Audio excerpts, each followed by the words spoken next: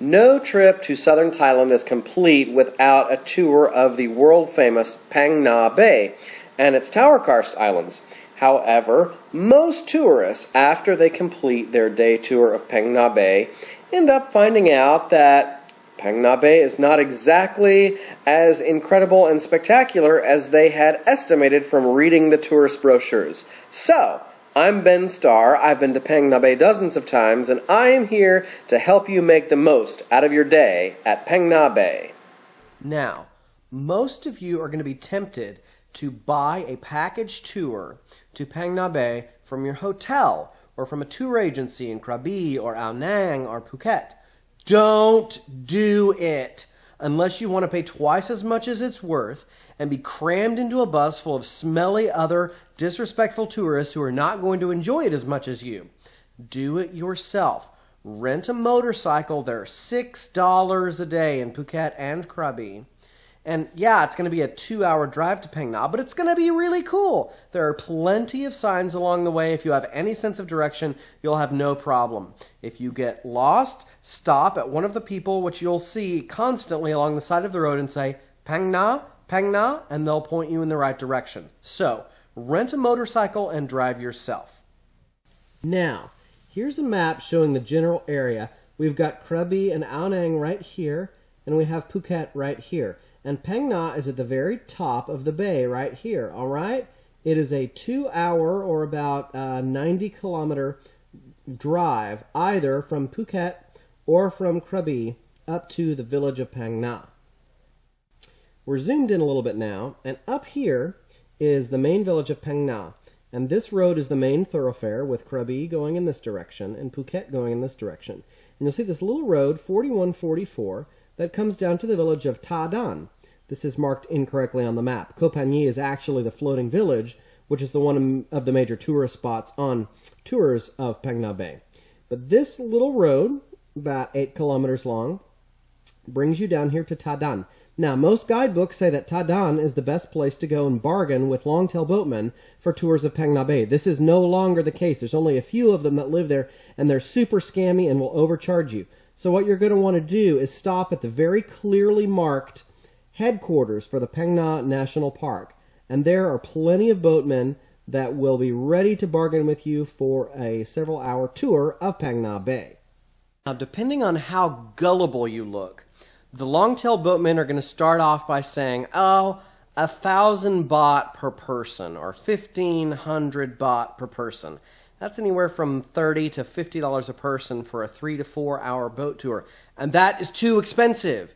You should be paying somewhere between 300 and 600 baht per person for a 3 to 4 hour boat tour. But here's the catch. Most of Phang Nga Bay is so scammy and so aimed at getting money out of tourist pockets that you really only need 2 hours in Phang Nga Bay.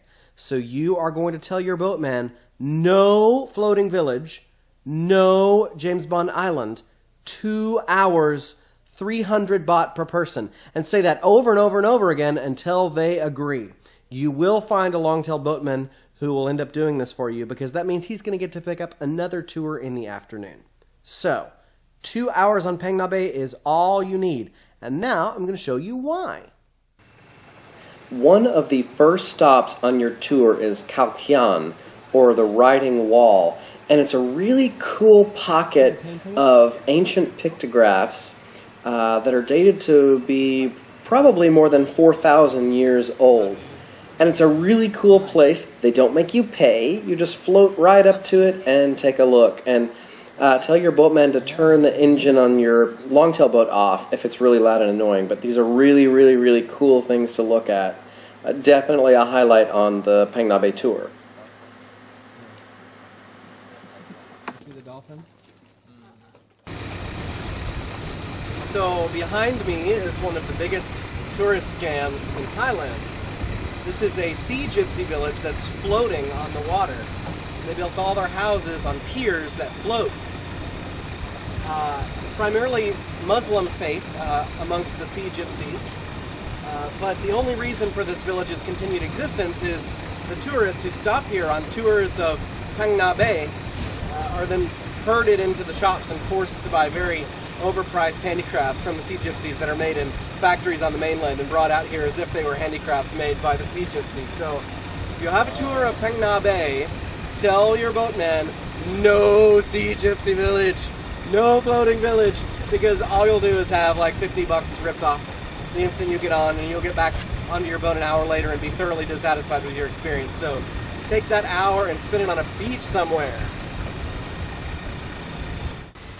So, after visiting the Sea Gypsy village of Koh Phangan, where you're likely to be rooked out of every baht in your wallet, you will speed off to the most scenic part of Phang Nga Bay, which the next site coming up is Tam Lot, which is translated as Tunnel Cave, and it is a really cool cave that you can kayak or boat all the way through from end to end. And there are some large restaurant boats parked right outside where you can rent kayaks, but they seem to be hesitant to rent them unless you also pay to have a guide paddle you around. I guess that they assume Westerners do not want to exert themselves and rather sit back and enjoy a guided paddle. But if your negotiation skills are better than mine, you may be able to negotiate a sea kayak of your very own to paddle through Tam Lot. But you can also just have your longtail boat driver drive you right through the cave. It's just as good. Really cool view from inside the cave. And that's that.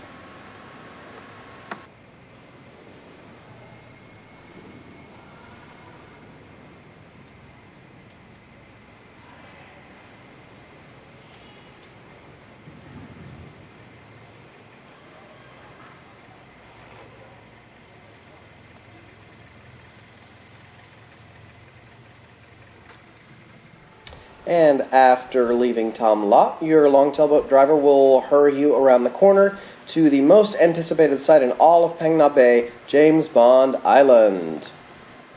So behind me is the most famous site in all of Phang Nga Bay, Khao Tabo, I believe. James Bond Island is what Americans call it. And they filmed Goldfinger here. James Bond had some secret base on the inside of the island in the cave. But anyway, it's another one of the major tourist traps in Thailand, because if you step foot on the beach, they'll charge you 200 baht, which is about, what, $5 a person or something like that, $8 a person, just for the pleasure of stepping foot on the island. And then if you'd like to enjoy the beach, you'll be constantly hassled by people trying to sell you things. So the best thing to do is just float offshore and look at how beautiful it is from afar. That's what I like to do. Now, that idiot didn't really know what the hell he was talking about. The film made here was actually James Bond's The Man with the Golden Gun, and it was the villain who had the base here on the island. And this beach between the two high islands was actually artificially created. There are no beaches in the Phang Nga Bay area. So it's a fake beach, and it is filled with souvenir stalls where you will be hounded constantly by people wanting to sell you things. It is not a beautiful place to set foot on. It is an incredibly beautiful place to sit back and enjoy from the comforts of your longtail boat. So take my advice. Don't stop at the island. Just cruise around it and enjoy the view. And this, shockingly enough, is the final site in Phang Nga Bay. There are really only 3 of them, and your longtail boat driver will now take you back to where you started. So, now that we've learned that Phang Nga Bay is basically a big scam, what you are going to promise me is that you will spend only 2 hours seeing just the beautiful sights of Phang Nga Bay and not get rooked by getting off the boat anywhere. Then you're going to come back and you've got an entire day left at your disposal. There is a great secret about 10 minutes ride north of the village of Phang Nga that I discovered on my last trip, and now I'm going to tell you about it. So, here is the village of Phang Nga. In this direction is Phuket. In this direction is Krabi. And this great secret is actually the old main thoroughfare, the road number 4, that spins off through the karst mountains here. This loop is spectacular, especially if you're on a motorcycle. And about 5 kilometers north of town, up here in the hills, is a secret park filled with waterfalls and caves that virtually nobody knows about. So we've waterfalls, and I actually don't even know the name of it. I'll give it to you when we get back to the car. It's this forest park filled with waterfalls, and nobody is here. Nobody seems to know that it exists. You can follow the stream upstream for like 3 miles, and it's just waterfall after waterfall after waterfall. And the sign at the bottom of the waterfall says there's also caves up here, including caves that are full of bats. So it could be a really, really cool place to explore, right next to Phang Nga Bay, which is crawling with tourists, and there's nobody here. That guy screaming loudly to be heard over the waterfall is trying to tell you about Sa Nang Manora Forest Park. It's just about 10 minutes north of the village of Phang Nga, and it is filled with beautiful cascading waterfalls, perfect for a swim. There are caves to explore, and we were the only people there when we visited. Not another tourist in sight.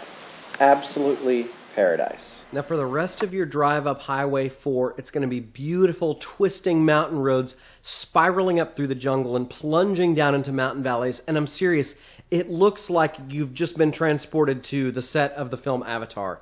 It is utterly spectacular. Back roads of Thailand, you won't see any other Farang there. You'll be the only Westerners to discover this secret corner of Thailand. It is absolutely beautiful.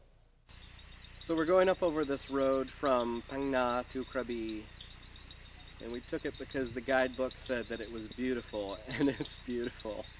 And we stopped because just when the sun was setting, we came to this clearing here that looks over this impossibly green valley. It's full of clouds at the bottom, and the sun is setting, and it's just the most beautiful thing any of us has ever seen. It's really amazing.